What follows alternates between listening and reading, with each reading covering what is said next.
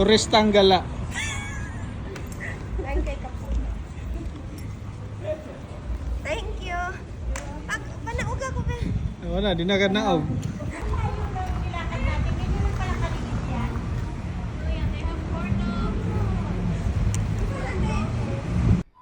Sus, narating na rin natin yung pinaghirapan nating maglakad tayo dito.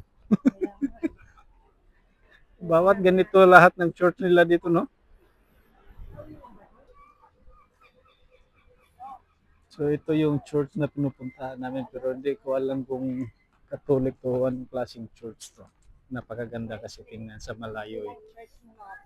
So pangatlong church na to na pinasukan namin. Pangatlo pero hindi Catholic lahat. Oh. Meron man.